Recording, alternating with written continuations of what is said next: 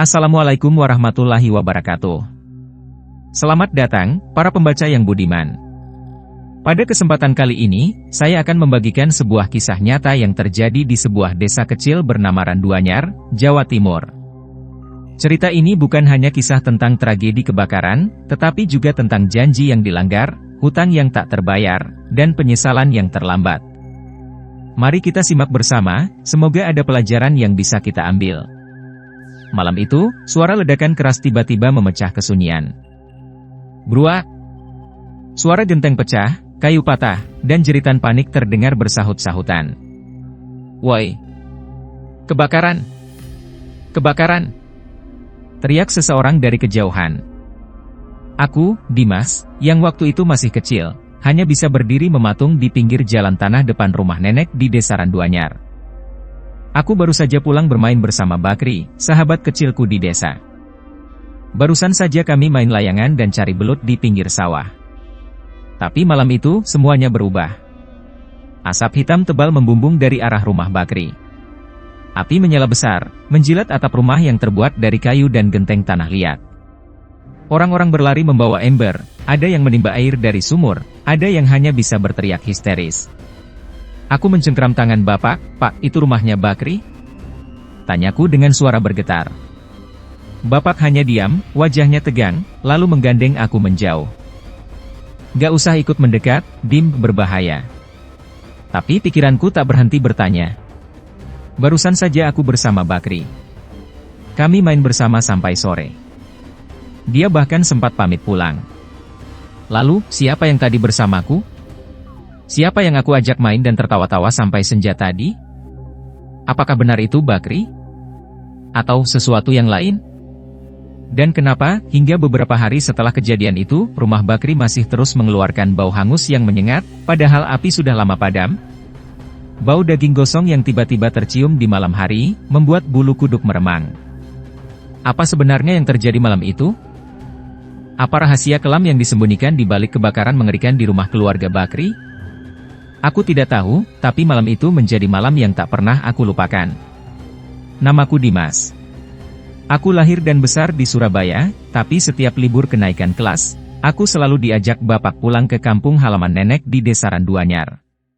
Desa kecil yang jauh dari hiruk-pikuk kota, dikelilingi sawah luas, pohon bambu yang menjulang, dan jalan setapak yang berdebu kalau kemarau, berlumpur saat hujan. Setiap kali ke desa, aku selalu bahagia.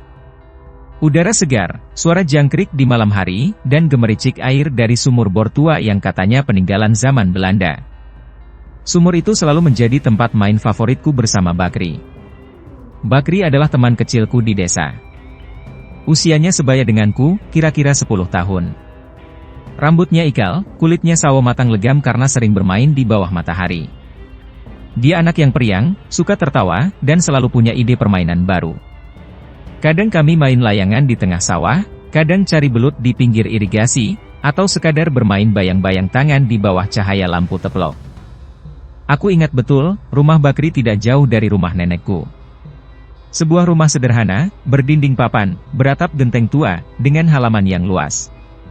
Di samping rumahnya ada pohon mangga besar, yang selalu jadi tempat kami berteduh kalau siang. Namun, di balik keceriaan itu, aku sering mendengar desas-desus dari orang-orang dewasa di desa. Katanya, rumah Bakri sering terdengar ribut. Orang tuanya sering bertengkar, bahkan sampai melempar piring dan barang-barang. Kadang suara teriakan ibunya terdengar hingga ke rumah tetangga. Aku tidak pernah berani bertanya langsung pada Bakri. Bagiku, dia tetap teman yang asyik. Setiap aku datang ke desa, Bakri selalu menyambutku dengan senyum lebar. Ayo, Dim. Kita main ke sawah. Katanya, sambil menarik tanganku. Desa Randuanyar sendiri adalah desa yang tenang. Orang-orangnya ramah, hidup sederhana. Pagi hari mereka pergi ke sawah, sore harinya mengisi waktu di langgar, dan malamnya kumpul bersama keluarga. Listrik ada, tapi sinyal ponsel lemah. Jalanan hanya tanah dan sedikit batu kerikil. Di dekat rumah nenek ada sumur bor tua, yang airnya tak pernah habis, meski musim kemarau. Katanya, sumur itu sudah ada sejak zaman penjajahan, dibuat untuk mengairi sawah-sawah di sekitar. Kadang aku dan Bakri mandi di sana, main siram-siraman, atau sekadar duduk di bibir sumur sambil mengayunkan kaki, membicarakan hal-hal sepele ala anak-anak. Liburan kenaikan kelas kali ini pun terasa menyenangkan. 2 hari setelah aku sampai, hari-hariku diisi dengan bermain bersama Bakri. Hari pertama, kami main layangan sampai senja. Hari kedua, kami cari belut di pinggir sawah. Malamnya, kami duduk di teras rumah nenek, bermain bayangan tangan dari cahaya lampu minyak. Semua terasa biasa-biasa saja, sampai malam itu datang. Malam yang mengubah semua cerita masa kecilku menjadi kenangan yang membuat merinding jika aku mengingatnya kembali. Malam itu, selepas bermain bayang-bayang tangan di teras rumah nenek, Bakri tiba-tiba memandangku dengan wajah yang agak berbeda dari biasanya. Sorot matanya tak lagi jenaka, senyumnya pun tak selebar biasanya. "Dim, besok aku mungkin gak bisa main lagi," katanya pelan. Aku menoleh kaget. "Loh, kenapa, Berry? Kamu mau kemana?" Bakri hanya menggeleng. "Gak tahu, rasanya aku pengen pergi jauh. Gak betah di rumah." Aku diam, ikut merasakan keganjilan dari nada suaranya. Tapi aku cuma bisa menepuk bahunya pelan. "Ya udah, kalau kamu mau cerita, aku dengerin." Bakri tersenyum kecil, lalu berdiri. "Aku pulang dulu, Dim." "Makasih ya, sudah mau main sama aku." Aku sempat menahannya. "Berry, kamu kenapa, sih?" Tapi dia hanya menepuk pundakku pelan, tanpa menjawab. Lalu berjalan perlahan ke arah rumahnya, melewati jalan setapak yang mulai temaram. Aku memperhatikannya sampai tubuh kecilnya menghilang di balik pohon mangga besar di depan rumahnya. Aku masih duduk termenung di teras.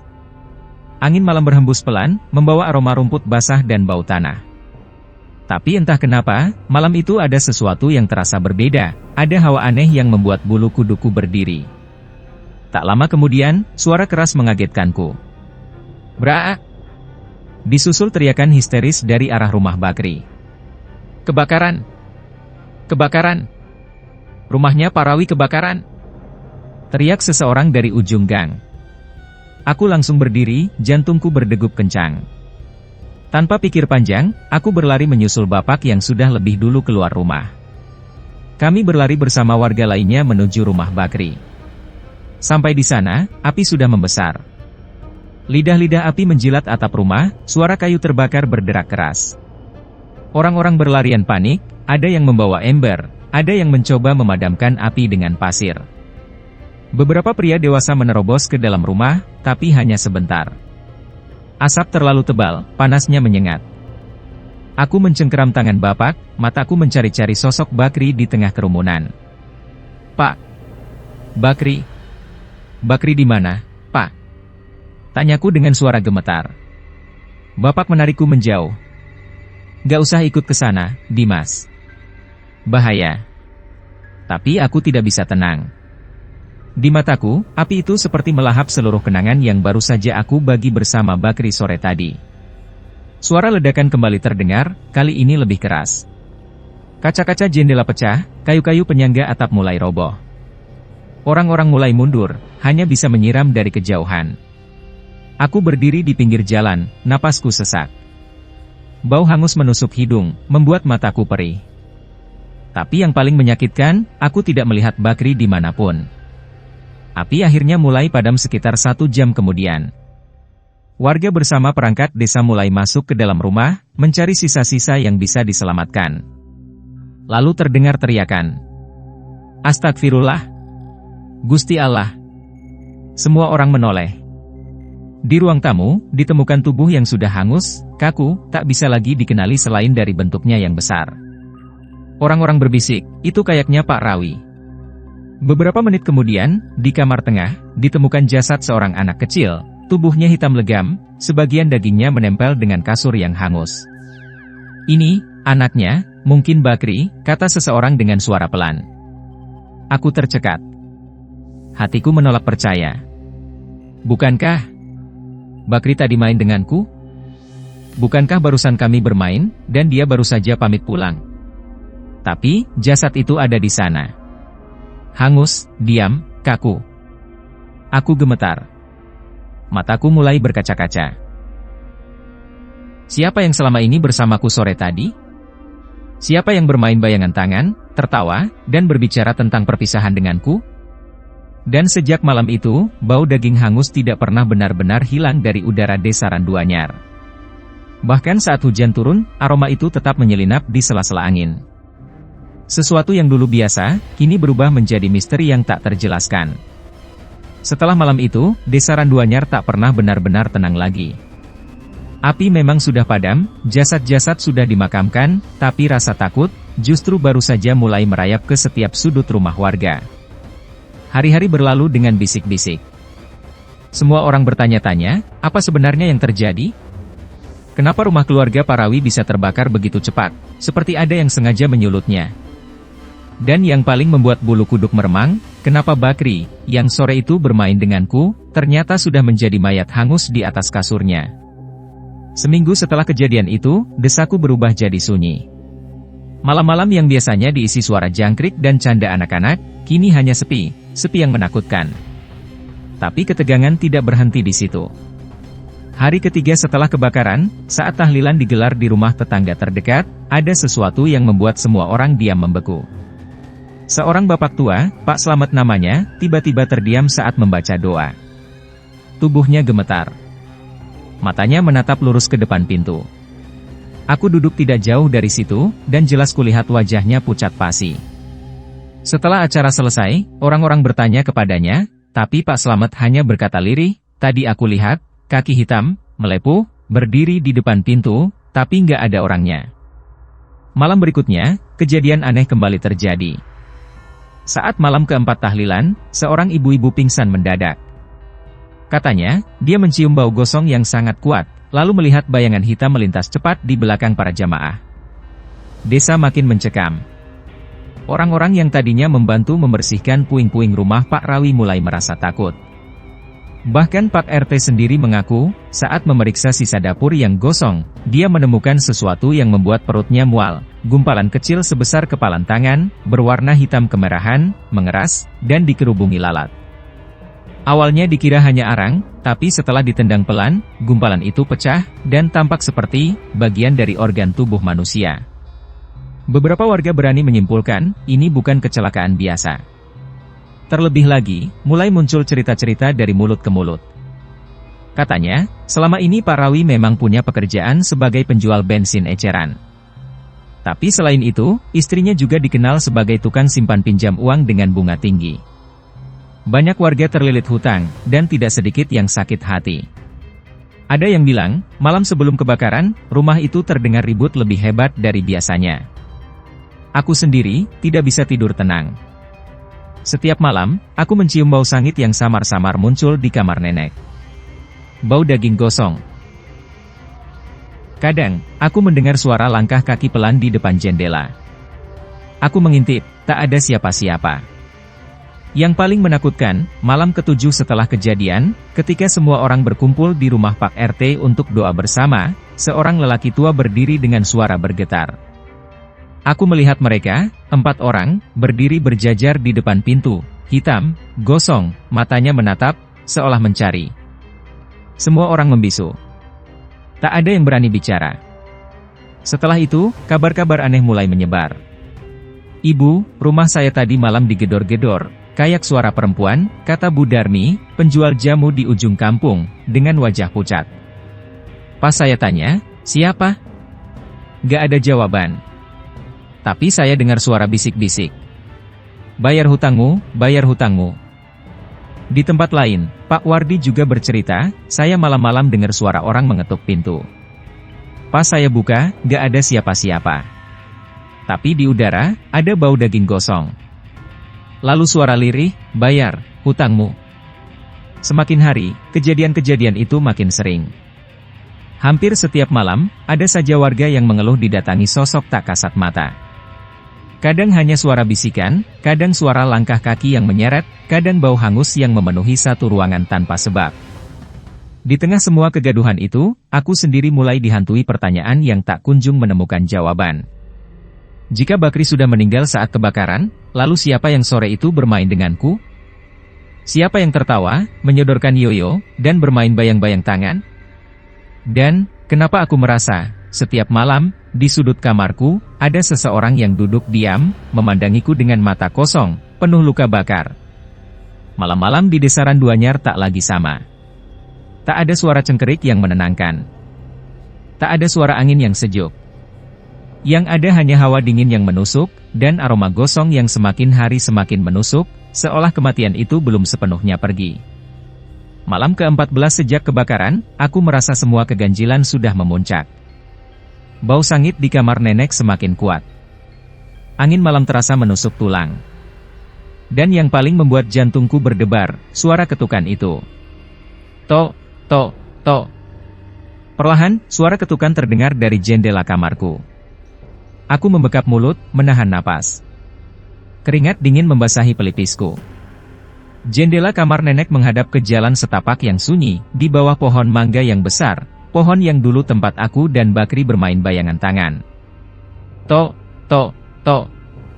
Suara itu kembali terdengar. Dengan tangan gemetar, aku menarik selimut sampai ke kepala. Tapi suara itu tidak berhenti. Justru terdengar lebih keras, seperti ada yang menggaruk-garuk kaca. KRRRKKK, KRRRKKK. Aku tidak tahan lagi. Perlahan, aku menoleh ke arah jendela. Mataku menyipit, mencoba melihat di balik kaca buram. Dan, di sanalah dia. Sesosok bayangan hitam berdiri diam di luar jendela. Tubuhnya hangus, kulitnya melepuh, matanya merah menyala. Tangannya yang gosong menempel di kaca, dan bibirnya bergerak. Dimas. Suara itu lirih, serak, seperti bisikan dari dasar sumur. Aku ingin berteriak, tapi suara tercekat di tenggorokan. Nafasku sesak. Tubuhku kaku, tidak bisa bergerak. Dimas, kenapa kamu ninggalin aku? Aku menggigit bibirku. Itu suara Bakri. Tapi, dia sudah mati. Dia sudah dikuburkan. Dimas, aku masih di sini, kenapa kamu nggak temanin aku? Tangan hitam itu mulai menggaruk kaca, meninggalkan bekas garis putih yang menjerit di telingaku. Aku meloncat dari tempat tidur, berlari keluar kamar, langsung menuju ruang tengah. Tapi di sana, bayangan itu sudah berdiri. Di tengah ruangan. Bakri. Wajahnya hangus, rambutnya tinggal bekas gosong, matanya memerah, tubuhnya menggembung seperti luka bakar yang belum sembuh. Aku, kepanasan, Dim, katanya dengan suara parau.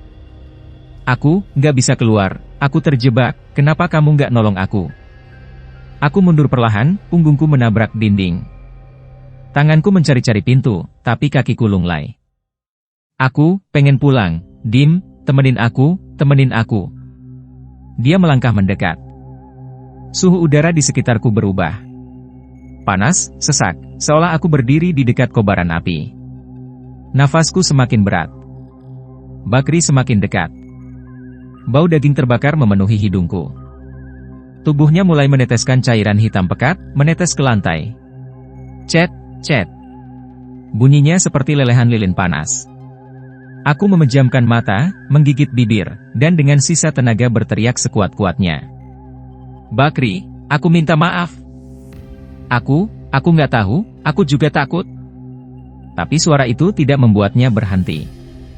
Tiba-tiba, semua lampu rumah mati. Gelap total. Hanya ada satu cahaya, dari api kecil yang tiba-tiba menyala di sudut ruang tengah. Api itu membesar, lalu membentuk bayangan 4 sosok. Pak Rawi. Ibu Bakri. Bakri, dan adiknya.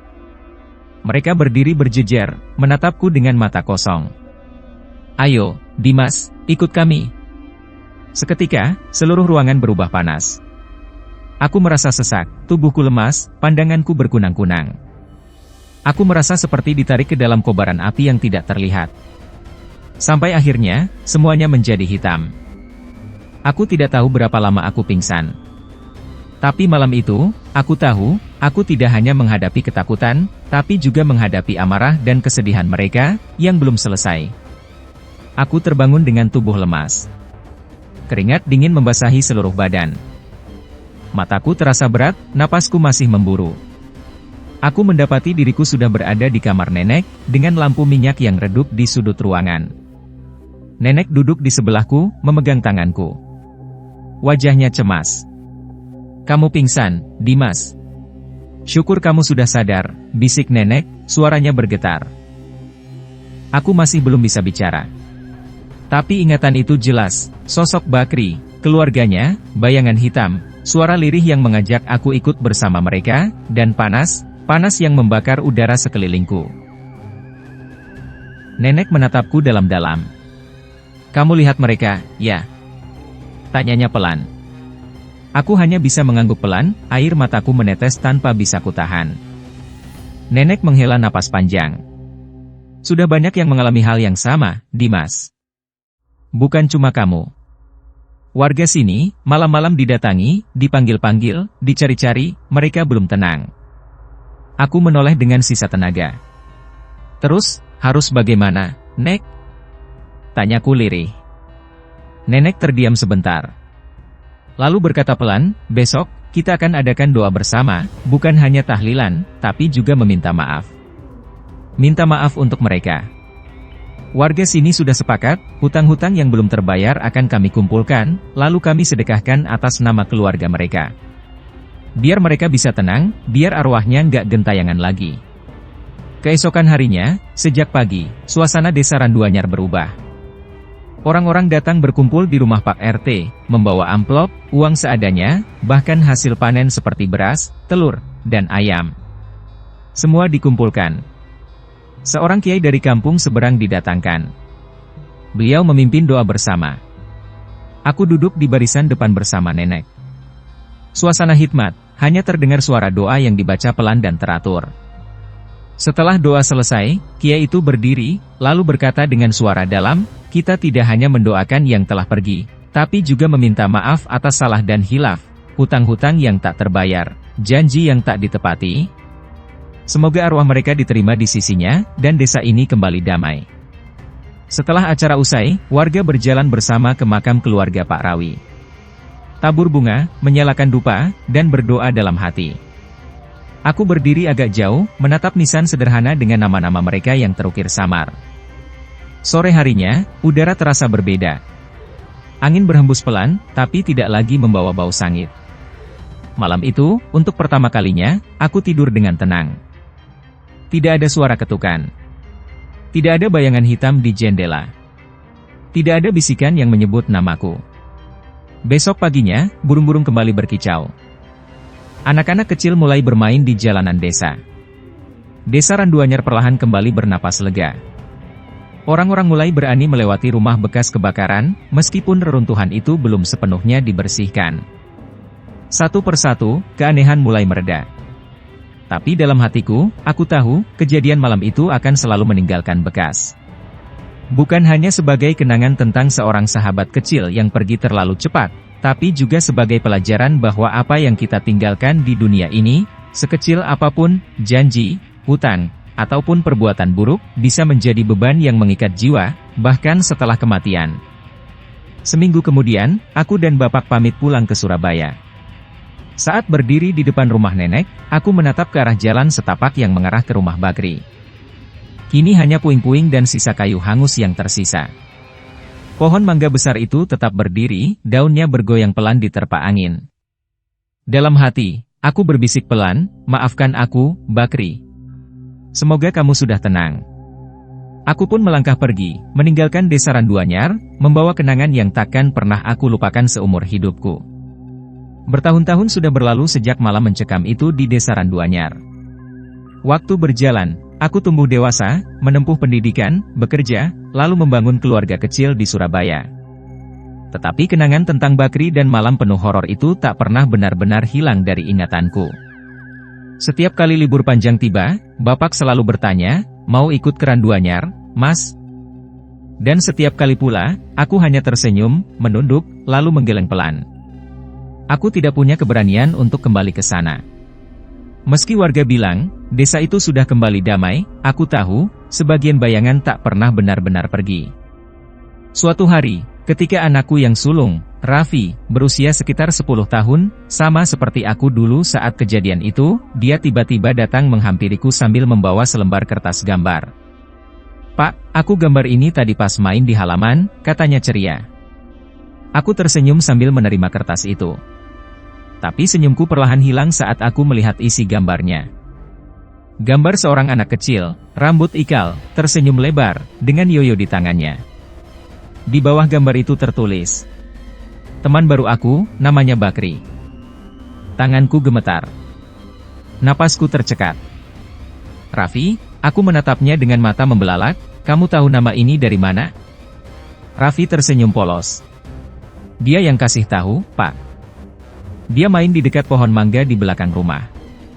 Dia baik kok. Dia bilang, dia temannya ayah waktu kecil." Tubuhku seketika lemas. Aku memandang keluar jendela, ke halaman belakang rumah. Di sana, berdiri sebuah pohon mangga tua yang kami tanam 10 tahun lalu, pohon yang tumbuh dari biji mangga yang aku bawa, dari tanah desa Randuanyar. Aku menatap ke langit yang mulai memerah di ufuk barat. Angin sore bertiup pelan, membawa aroma samar, bau hangus yang hanya aku kenal. Dalam hati aku bergumam, "Bakri, kamu masih di sini?" Demikianlah kisah ini berakhir. Semoga cerita ini bisa menjadi pengingat bagi kita semua untuk tidak menyepelekan hutang, janji, dan perbuatan yang tidak baik, karena semuanya akan ada balasan, baik di dunia maupun setelah kita tiada. Jika kita berbuat salah, segeralah meminta maaf dan memperbaiki diri sebelum terlambat. Terima kasih sudah membaca. Wassalamualaikum warahmatullahi wabarakatuh.